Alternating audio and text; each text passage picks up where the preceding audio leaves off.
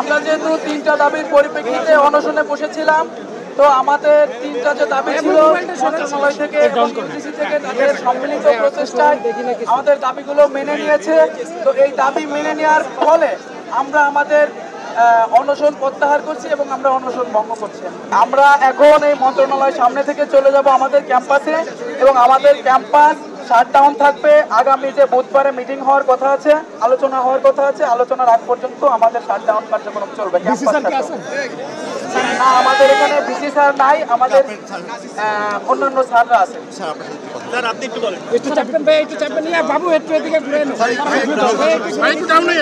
আমাদের শিক্ষার্থীরা গতকাল থেকে অনুশীলন করছে, আন্দোলন করছিল জগন্নাথ বিশ্ববিদ্যালয়ের।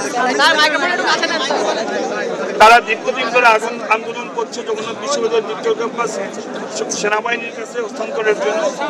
বিশ্ববিদ্যালয়ের শিক্ষক, ছাত্র, প্রশাসন, শিক্ষক সমিতি আমরা সকলেই চাচ্ছি দ্বিতীয় ক্যাম্পাসের উন্নয়ন দ্রুত হোক এবং আমরা সকলেই চাচ্ছি সেই জন্যই যে সকল স্বার্থন্বেষী মহলকে হাত থেকে মুক্ত করে জগন্নাথ বিশ্ববিদ্যালয়ের দ্বিতীয় ক্যাম্পাসের কার্যক্রম সেনাবাহিনীর হস্তান্তর হোক এবং তার মাধ্যমে আমাদের উন্নয়ন কার্য সম্পাদিত হোক।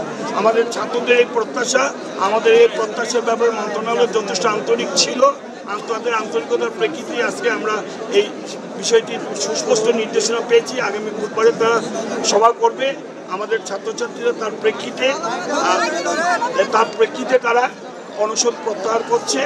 সকলকে অশেষ ধন্যবাদ, মিডিয়া কর্মীদেরকে অশেষ ধন্যবাদ, আমাদের ছেলে মেয়েদের অনুভূতিকে সম্মান দেখানোর জন্য।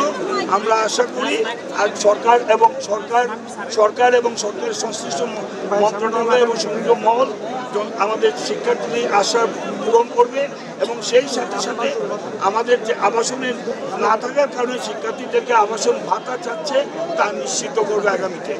আমি সকলকে ধন্যবাদ জানাচ্ছি, সেই সাথে আমার শিক্ষার্থীদেরকে জানাচ্ছি ক্যাম্পাসে ফিরে যাওয়ার জন্য, যেহেতু তাদের প্রত্যাশা পূরণ হয়েছে, তাদের চাওয়া পূরণ হয়েছে। এই মাত্র একটা চিঠি পেয়েছি যে আগামী বুধবারে তাদের দাবির প্রেক্ষিতে আলোচনা হবে, বাস্তবায়ন হবে।